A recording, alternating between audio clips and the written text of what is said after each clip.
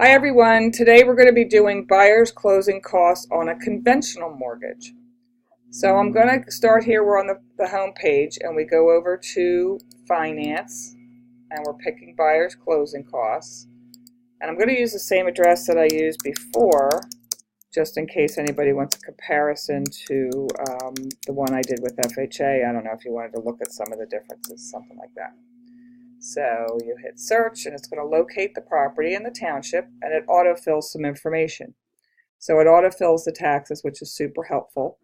And remember, it autofills the asking price. So if you want to change that, you need to change that to whatever you want it to be. And then also, if you're working on this and it's not on the market, it may put some number that doesn't make sense to you. Oh, I wish I remembered what settlement date I picked. So I think we did a June, we'll say June 27th. We're going to put an interest rate in of 4.75. This one I said is going to be conventional. We're going to go with a conventional 20% down. It defaults to that. It's a fixed rate mortgage. This is your loan amount based on 20% down on a $289.9 price. You don't have to have their name in there, but we can put one in. I like to have it in there if I'm using it as part of the agreement of sale, what's going to get turned in and what they're going to sign. I don't actually put seller assist on here unless I have to. My initial meeting I don't, and earnest deposit I don't put on either. There is no mortgage insurance or private mortgage insurance on this because it's a conventional. Points we'll probably do as another day. Appraisal is unpaid, so I check it as unpaid. These have auto-filled from what I did as my preferences. I did forget to change in my preferences. I don't know whether it was courier or wire, but anyway, I did forget to add that before. I tend to just put sale, though it's a good buffer to leave it as enhanced sale if you're concerned. But I'm going to switch mine to that.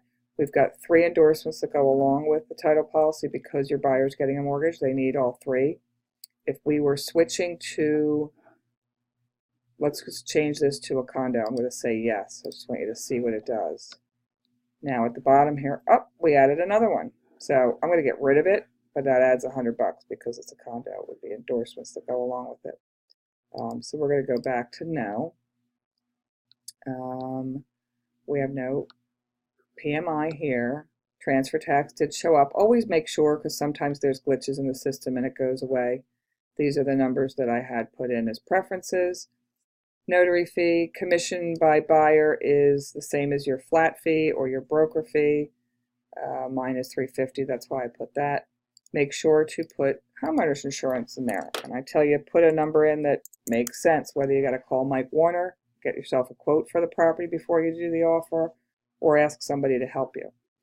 I put in home inspection, termite inspection, radon inspection, and I like everything to be unpaid because I like it to kind of be the total number in the bottom left. Well and septic, we're not doing those inspections. I'm not adding an attorney. Closing protection letter, these are on my preferences. These are title company fees. Printed title, $55. Sewer is for a sewer scope. It's a reminder to myself to tell every single buyer that they should do a sewer inspection.